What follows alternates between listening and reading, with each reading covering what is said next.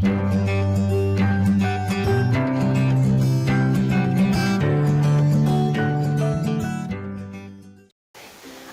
warahmatullahi wabarakatuh. Bertemu kembali dengan saya Siti Maryam. Di sini saya akan menjelaskan kembali mengenai materi pendidikan kewarganegaraan mengenai bab kasus pelanggaran hak asasi manusia dalam perspektif Pancasila. Nah, di sini substansi hak asasi manusia itu apa sih? Dari pengertiannya bahwa salah satu karakteristik hak asasi manusia adalah bersifat universal atau secara umum dan menyeluruh. Artinya bahwa hak asasi manusia merupakan hak yang dimiliki oleh setiap manusia di dunia ini tanpa membedakan suku, bangsa, agama, ras maupun golongan. Pancasila merupakan ideologi yang mengedepankan nilai-nilai kemanusiaan.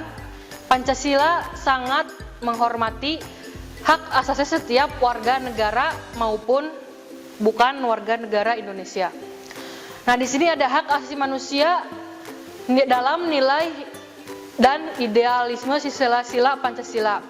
Nilai ideal disebut juga sebagai nilai dasar berkaitan dengan hakikat kelima sila Pancasila yang hubungannya antar satu sama lain saling berhubungan. Yang pertama ada sila ketuhanan yang Maha Esa, menjamin hak dan kemerdekaan untuk memeluk agama sesuai dengan kepercayaannya dan keinginannya masing-masing tanpa adanya paksaan. Kemudian ada sila kedua, yaitu sila kemanusiaan yang adil dan beradab, menempatkan setiap warga negara pada kedudukan yang sama dalam hukum.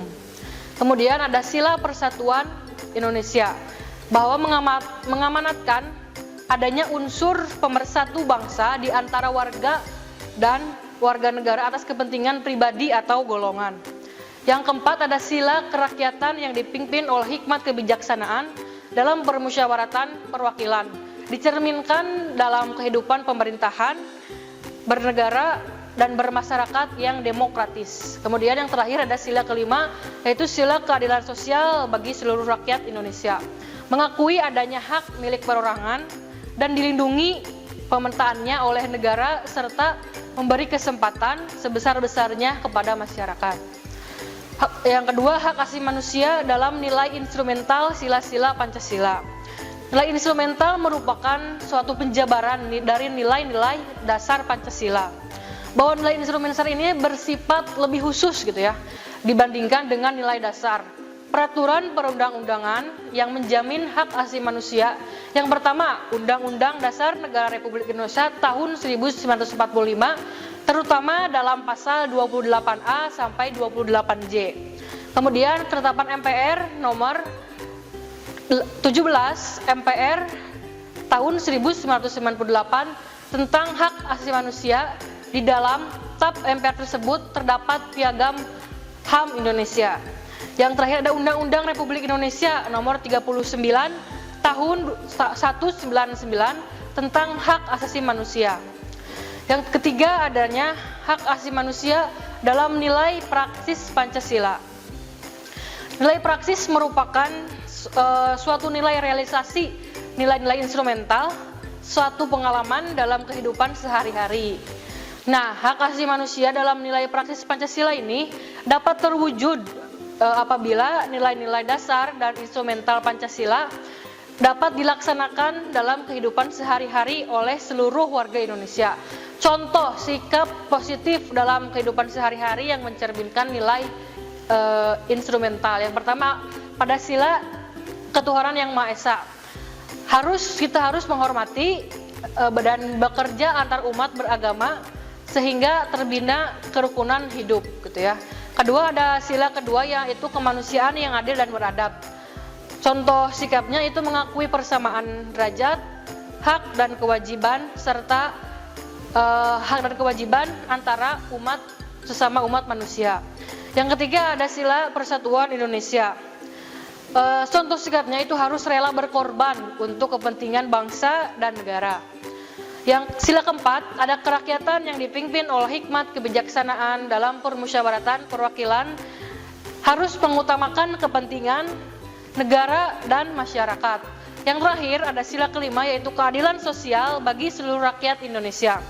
harus menjaga keseimbangan antara hak dan kewajiban. Nah, ini ada kasus-kasus pelanggaran HAM di Indonesia.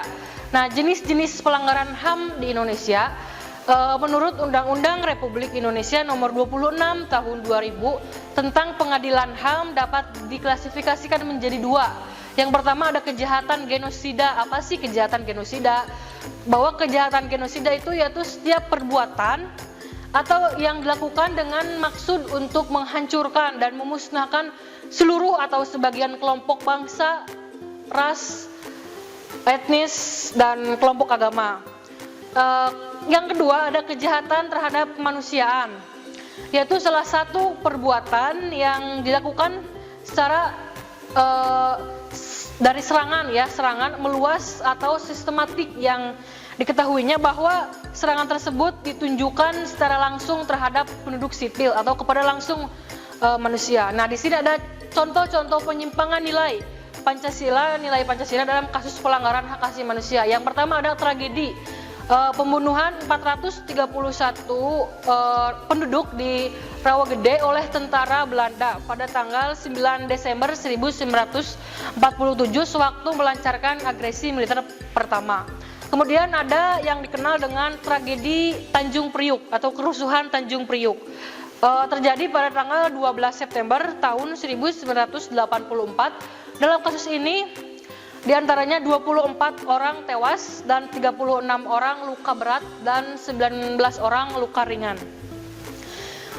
Kemudian ada tragedi berdarah Talang Sari, bahwa peristiwa Talang Sari pada tanggal 7 Februari tahun 1989, dalam kasus ini terjadi pelanggaran HAM berat, bahwa disebutkan 27 orang tewas, sekitar 173 orang ditangkap, namun yang sampai ke pengadilan hanya 23 orang. Tragedi Talang Sari ini dikenal dengan pembabadan preman gitu ya. Nah, di sini ada tragedi Trisakti yang kita kenal, unjuk rasa mahasiswa Universitas Siliwangi pada Universitas Trisakti pada tanggal 12 Mei tahun 1998. Waktu itu mahasiswa melakukan demonstrasi menuntut Presiden Soeharto untuk turun dari jabatannya sebagai presiden. Nah, dalam kasus ini 5 orang mahasiswa tewas ditembak oleh pihak yang berwenang. Kemudian upaya menyelesaikan kasus pelanggaran hak asasi manusia. Yang pertama apa sih yang harus dilakukan? Yang pertama peradilan dan sanksi atas pelanggaran hak asasi manusia di Indonesia. Kasus pelanggaran HAM akan senantiasa terjadi jika secepatnya ditangani gitu ya. Nah, negara yang tidak mau menangani kasus ini, kasus pelanggaran HAM, akan disebut sebagai negara unwillingness gitu ya. Unwillingness state atau negara yang tidak mempunyai kemauan menegakkan HAM. Nah, yang kedua adalah peradilan dan sanksi atau pelanggaran hak asasi manusia internasional. Sanksi internasional dijatuhkan kepada negara yang dinilai melakukan pelanggaran atau sanksi tidak peduli terhadap pelanggaran HAM yang ada di negaranya.